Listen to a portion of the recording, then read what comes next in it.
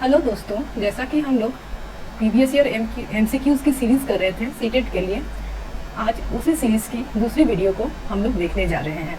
इस वीडियो में सीटीईटी में आए हुए क्वेश्चंस की सविस्तार चर्चा की गई है, तो आप इस वीडियो को ज़रूर ध्यान से देखें।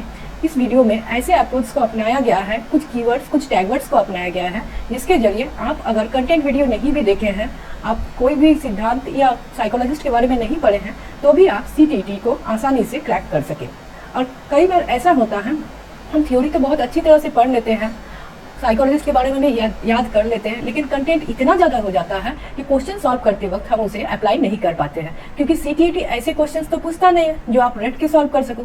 सीटीईटी हमेशा ऐसे क्वेश्चन पूछेगा जो आपके अंडरस्टैंडिंग बेस्ड है, आप क्या समझे हैं, क्या सीखे हैं और क्या आप सिखा सकते हैं, इस पर क्वेश्चन पूछा जाता है। अतः आप इन डिस्कशंस को ध्यान से सुने बस, और अगर किसी क्वेश्चन में आपको प्रॉब्लम हो तो हमारे कमेंट सेक्शन में आप इसके बारे में जरूर पूछें। आइए तो हम लोग आते हैं हमारे स्क्रीन पर। हमारा पहला प्रश्न है, विकास के संदर्भ में निम्न में से कौन सा कथन सही है। विकास क्या होता है? सीटीईटी में पहला ही चैप्टर आप देखिएगा, सिलेबस में वृद्धि एवं विकास है। वृद्धि किसी भी चीज का बढ़ना होता है। शारीरिक रूप से कोई भी बच्चा जब बड़ा होता है तो वो वृद्धि कहलाता है, लेकिन विकास में वृद्धि तो आती ही है, साथ में मानसिक विकास, शारीरिक विकास, मस्तिष्क के संवेगात्मक विकास आदि सभी तरह के विकास को मिलाकर विकास में रखा गया है। तो विकास एक बहुत बड़ी चीज है जिसमें बहुत सारी चीजों को रखा गया है, और वृद्धि ये एक आयामी है। वृद्धि में बस शारीरिक विकास को ध्यान में रखा गया है, विकास का आयाम बहुत बड़ा है। तो आइए पहला ऑप्शन को हम लोग देखते हैं। पहला ऑप्शन कह रहा है, विकास की दर सभी संस्कृतियों में सभी के लिए समान होती है। अर्थात विकास की जो दर है, जो रेट है, जिस तरह से विकास बढ़ रही है, हर संस्कृतियों के लिए समान होता है। अर्थात कहीं मराठी संस्कृति के लोग हैं, कहीं हिंदी संस्कृति के लोग हैं, कहीं मान लीजिए इंग्लैंड में चल जाए तो वहाँ की संस्कृति के लोग हैं, सबके लिए विकास की दर समान होती है। ऐसा हो सकता है क्या? हो सकता है जो इंग्लैंड के बच्चे हैं वो जल्दी इंग्लिश बोलना सीख जाए, जो इंडिया के बच्चे हैं वो जल्दी हिंदी बोलना सीख जाए। सभी संस्कृतियों के लिए विकास की दर समान कभी भी नहीं हो सकती है। ठीक है, तो आते हैं हम लोग अपने नेक्स्ट ऑप्शन पर। विकास केवल विद्यालय में होने वाले अधिगम से ही होता है। एक बार के लिए हम लोग मान भी ले, शारीरिक और मानसिक विकास विद्यालय से ही होता है, लेकिन बाहर भी खेल के मैदान में बच्चे शारीरिक विकास को कर सकते हैं, मानसिक विकास बच्चों की भी बाहर भी हो सकती है, साथ ही संवेगात्मक विकास, सामाजिक विकास, ये सारे विकास अलग अलग क्षेत्रों में भी हो सकते हैं। तो विकास केवल विद्यालय में अधिगम से होती है, ये गलत बात है। और यहाँ हम लोग टैगवर्ड की बात करें तो केवल वाले उत्तर सीटीईटी में कभी भी आंसर में नहीं होता है। तीसरा ऑप्शन हमारा है, विकास केवल बाल्य अवस्था के दौरान ही होता है। विकास के बारे में कहा गया है कि विकास टू टोम होता है, अर्थात बच्चा जब गर्भ में होता है और अंग्रेज लोग जब मर के दफनाया जाता है उसे टोम कहते हैं। तो मरने से, दफनाने से पहले तक शरीर में कुछ ना कुछ विकास होते रहते हैं, और मानसिक में भी कुछ ना कुछ विकास होते रहते हैं। आप जब तक जिंदा रहते हैं तब तक कुछ ना कुछ सीखते हैं और अपने व्यवहार पर चेंज लाते हैं। हो सकता है आपका शारीरिक विकास एक समय के बाद रुक जाए, लेकिन मानसिक विकास, संवेगात्मक विकास, ये सारे विकास चलते रहते हैं। तो विकास केवल बाल्य अवस्था में होता है, ये गलत हो जाएगा। साथ ही इसमें आप केवल टैगवर्ड को देख सकते हैं, केवल टैगवर्ड हमेशा नेगेटिव होता है। विकास बहुआयामी होते हैं, अर्थात विकास के बहुत सारे डायरेक्शन होते हैं, मानसिक विकास, शारीरिक विकास, संवेगात्मक विकास, सामाजिक विकास, तो ये सही है। पहला वाला था, विकास की दर सभी संस्कृतियों के लिए, सभी के लिए समान होती है। पहला बात, अगर हम संस्कृति को छोड़ भी दें, सभी के लिए बात करें, तो कोई छोटा बच्चा होता है जो 1.5 साल होते होते छोटी छोटी कविताएं याद कर लेता है, 2-4 लाइन की कविताएं सुनाने लगता है। कोई बच्चे होते हैं जो 2 साल में कविताएं याद करना शुरू करते हैं, कोई बच्चे होते हैं जो बहुत जल्दी चलते हैं, कोई बच्चे होते हैं जो थोड़े धीमे चलते हैं। तो इसके लिए आप कभी भी नहीं कर सकते कि सभी में विकास समान होती है। एक ही परिवार के 2 बच्चों में भी विकास की दर समान नहीं होती है। और यहाँ तो सभी संस्कृति ऑल ओवर वर्ल्ड को लिया गया है, तो ये तो एक इम्पॉसिबल सी बात, नेक्स्ट इम्पॉसिबल बात है। इसका आंसर हो जाएगा, विकास बहुआयामी होती है। विकास क्या होती है? विकास हमेशा बहुआयामी होती है। आइए अब हम हमारे नेक्स्ट प्रश्न पर चलते हैं। जैसा कि आप देख रहे हैं, हमारा नेक्स्ट प्रश्न हमारे स्क्रीन पर है। जन्म से किशोरावस्था तक बच्चों में विकास किस क्रम में होता है? ये हमारे जीन पियाजे भाई साहब स्विट्जरलैंड वाले के क्वेश्चंस हैं। उन्होंने 4 अवस्था दी है जिन पर क्वेश्चन बार बार आती है। उनमें से कोई 3 अवस्था रैंडम उठा के आगे पीछे दिया गया। आप लोग अगर वीडियो नहीं पढ़े हैं तो हम आप लोगों को शॉर्ट में बता देते हैं। सबसे पहले बच्चे सांवेदिक स्टेज में होते हैं। इसमें बच्चे अपने मांसपेशियों को अपना टीचर की तरह यूज़ करते हैं। आप उन्हें कोई भी वस्तु देते हैं तो या तो वो उसे पकड़ के देखता है या तो वो उसे खा के या चाट के देखता है। तो ये सांवेदिक अवस्था होती है। उसके बाद मूर्त अवस्था होती है। मूर्त अवस्था में बच्चों के सामने जो चीज़ दी गई है उसके बारे में वो देख के समझ सकते हैं, छू के समझ सकते हैं। अमूर्त अवस्था ये कल्पना की अवस्था होती है। वस्तु के बारे में जो चीज़ नहीं है, जो वस्तु उनके सामने नहीं है, उनके बारे में भी ये सोच सकते हैं। तो आप समझ सकते हैं कि अमूर्त अवस्था सबसे अंतिम स्टेज होगी, क्योंकि जो वस्तु बच्चे के सामने नहीं है वो उसके बारे में भी कल्पना कर सकती है। आपको एक सिनेरियो दिया जाता है कि आप गए थे और किसी दुर्घटना को देखे, उसके बारे में आप एक कहानी लिखे। हो सकता है आप दुर्घटना को नहीं भी देखे हों, फिर भी आप कल्पना करके कुछ लिख सकते हैं। लेकिन ऐसा कौन कर सकता है? ऐसा वही कर सकता है जो बच्चा एटलीस्ट 11 से 12 साल के हो, अर्थात ये अमूर्त स्टेज सबसे अंतिम स्टेज होगी। तो सबसे पहला स्टेज होगा सांवेदिक, फिर मूर्त, फिर अमूर्त। नेक्स्ट क्वेश्चन में कहा है बच्चा पहले अमूर्त चीज़ों के बारे में सोचता है और उसके बाद मूर्त। ऐसा कभी हो नहीं सकता। सबसे पहले बच्चे वही चीज़ों के बारे में सोच सकते हैं जो उनके सामने हैं। तीसरे ऑप्शन में मूर्त, उसके बाद अमूर्त तो दिया है, लास्ट में सांवेदिक दिया है, अर्थात लास्ट स्टेज में बच्चा छू के देखता है, ऐसा तो नहीं है। और चौथा वाले में भी सांवेदिक लास्ट में है। तो इसका आंसर हो जाएगा पहला सांवेदिक, मूर्त एवं अमूर्त। आइए अब हम लोग नेक्स्ट क्वेश्चन में चलते हैं। एक प्रगतिशील कक्षा में व्यक्तिगत विभिन्नताओं को किस प्रकार देखा जाना चाहिए? एक कक्षा में व्यक्तिगत विभिन्नताओं को, अर्थात एक कक्षा में आपको ऐसे भी विद्यार्थी मिलेगी जो थोड़े से एवरेज से बिलो हैं, और कुछ ऐसे भी विद्यार्थी मिलेंगे जो अबव एवरेज है। कुछ विद्यार्थी थोड़े कम देखते होंगे, क्लियर नहीं देख पाते, कुछ विद्यार्थी थोड़ा कम सुन पाते हैं। कोई विद्यार्थी उनके सामने जो कॉन्क्रीट चीज़ें हैं उनको छूकर अच्छे से देखकर समझ सकते हैं। कोई विद्यार्थी कंप्यूटर में वीडियो देखकर बहुत अच्छा से समझ सकता है। कोई बच्चे सुनकर कहानी की तरह समझकर उस चीज़ को समझ सकते हैं, तो कोई बच्चे एक्सपेरिमेंट द्वारा चीज़ों को समझ सकते हैं। इसलिए व्यक्तिगत विभिन्नताओं को हम लोग को क्लास में किस प्रकार देखा जाना चाहिए? अधिगम, इस अधिगम शब्द के बारे में बता दूं। पहले अंडरस्टैंडिंग या समझने पर जोर दिया जाता था। सबसे पहले था पढ़ना या रटना, उसके बाद अंडरस्टैंडिंग आया और उसके बाद अब लर्निंग आ गया, अधिगम। अर्थात आप बच्चे को अब पढ़ा नहीं रहे हैं, समझा नहीं रहे हैं, रटा नहीं रहे हैं, अब आप बच्चों को सिखा रहे हैं, जो कि बचपन से सीखने के लिए तत्पर होते हैं। तो पहला ऑप्शन है अधिगम की प्रक्रिया में बाधा, अर्थात सीखने की प्रक्रिया में बाधा। तो व्यक्तिगत विभिन्नताएं तो क्लास में होगी ही, आप इसको बाधा तो नहीं कह सकते हैं। हो सकता है कोई विद्यार्थी को आप ऑडियो में गाने की तरह किसी चीज़ को गा के सुनाए तो वो विद्यार्थी समझा, उसके साथ सारे विद्यार्थी को और अच्छे से समझ गया। किसी विद्यार्थी को आप वीडियो से समझाए, हो सकता है जो ऑडियो से समझा था वो उतने अच्छे से नहीं समझा था, वीडियो से जब वो समझा तो बहुत ज़्यादा अच्छे से समझ गया। इसलिए ये बाधा तो नहीं है, इसमें सारे बच्चों को फ़ायदा हो रही है। अध्यापक के पक्ष पर असफलता, अध्यापक असफल कैसे हो गया? अध्यापक को ही तो सफलता लानी है बच्चों के बीच में, अध्यापक ही तो बच्चों को पढ़ाएगा। अध्यापक को इसके लिए नए नए तरीके सोच के उसको क्लास में इम्प्लीमेंट करना चाहिए।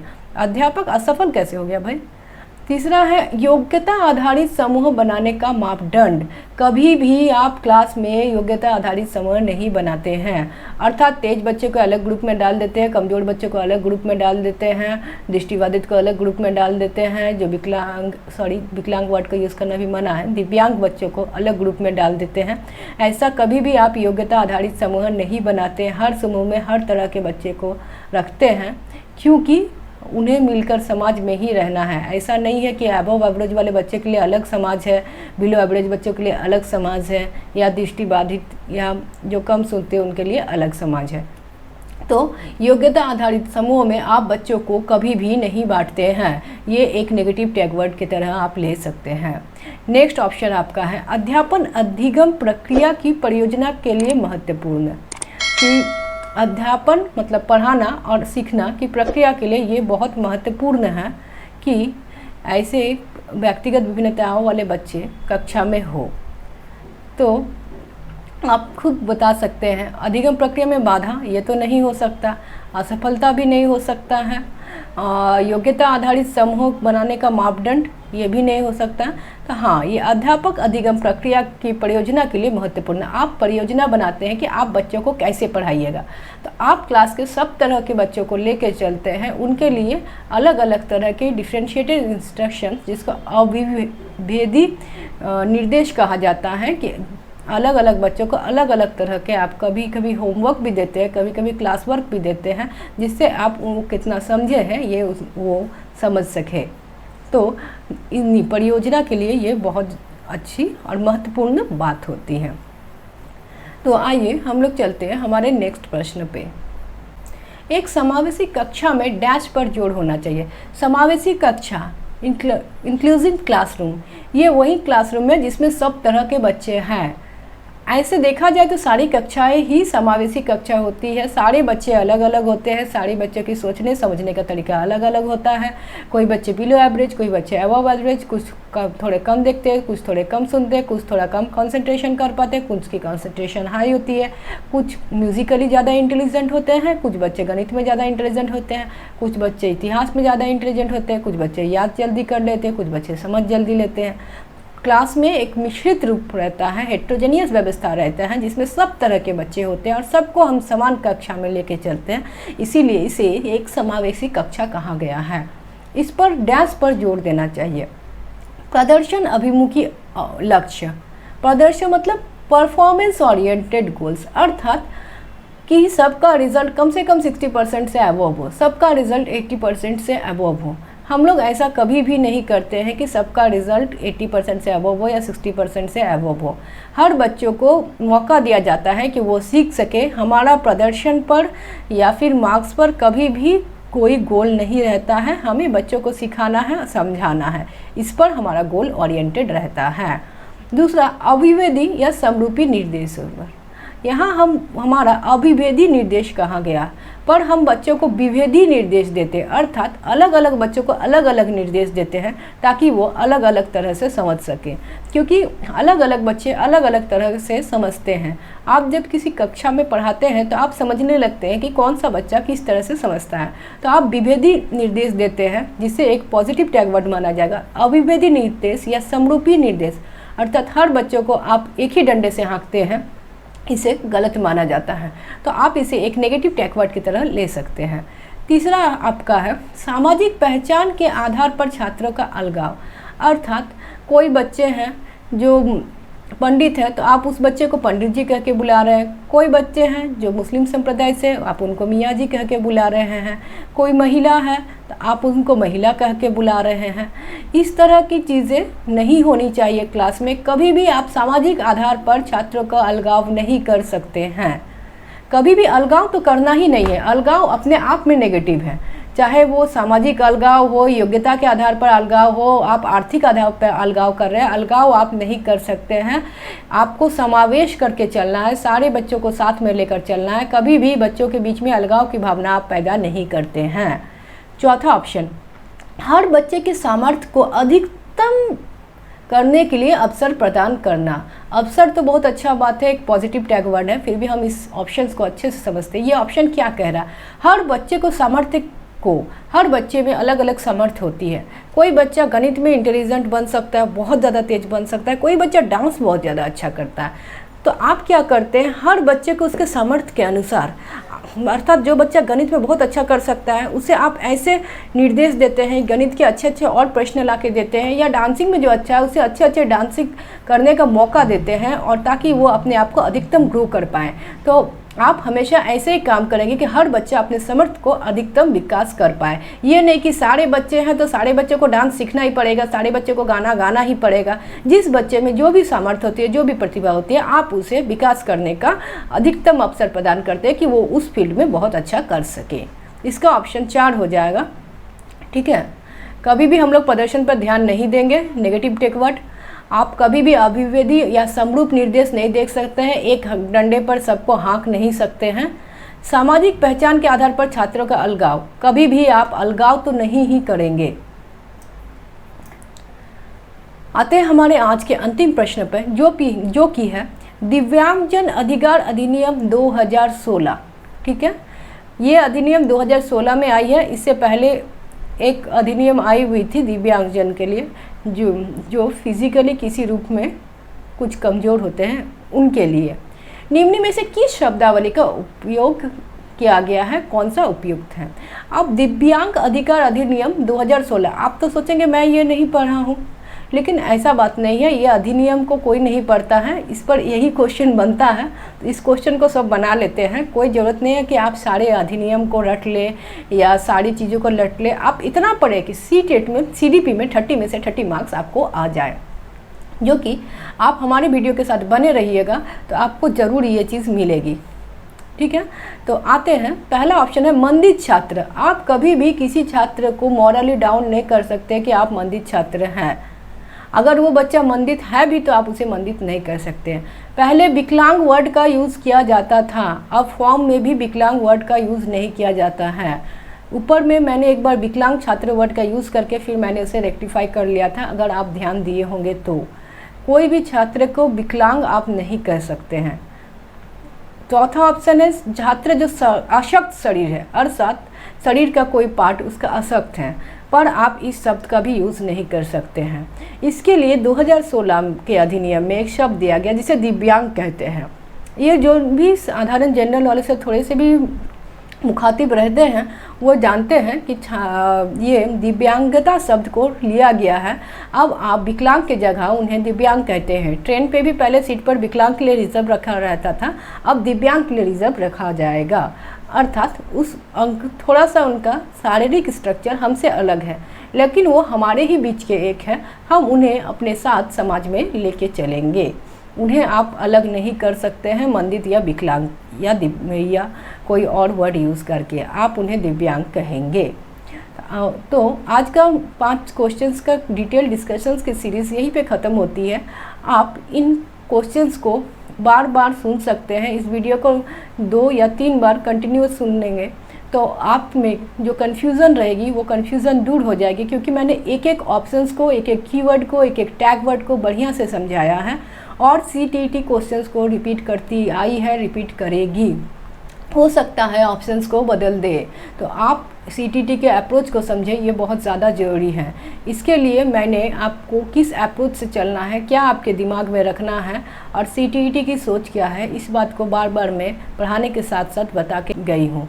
तो आप इन क्वेश्चंस को बढ़िया से समझें, पॉज करके क्वेश्चंस का सॉल्यूशन सुनने से पहले एक बार क्वेश्चंस को पढ़ने की ज़रूर कोशिश करें और उसके बाद क्वेश्चंस को, ऑप्शंस को भी पढ़ने की और समझने की कोशिश करें, क्योंकि इस बार आपका एग्ज़ाम ऑनलाइन है। आपको ऑन स्क्रीन क्वेश्चन पढ़ने की और उस पर आंसर देने की आदत होनी चाहिए, क्योंकि CTET की क्वेश्चंस बहुत बड़ी होती है। बहुत बच्चे क्वेश्चंस नहीं पढ़ते हैं, बहुत बच्चे क्वेश्चंस पढ़ने में गलत कर देते हैं, कोई बच्चे ऑप्शंस पढ़ने में गलत कर देते हैं।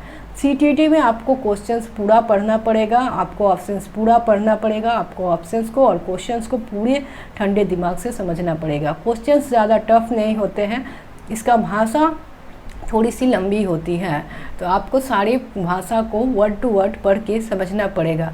आप क्वेश्चंस को देख के हमेशा आंसर नहीं लगा सकते हैं जब तक आप सारा आंसर नहीं पढ़े। हो सकता है कि पहला आंसर सही है पर नीचे में आपको ऑल ऑफ द अबव अर्थात उपरोक्त सभी का ऑप्शन मिल जाए या नीचे कोई और ऑप्शन मिल जाए जो उससे ज़्यादा करेक्ट हो। इसलिए CTET में आपको क्वेश्चंस और ऑप्शंस दोनों पर फोकस करना है।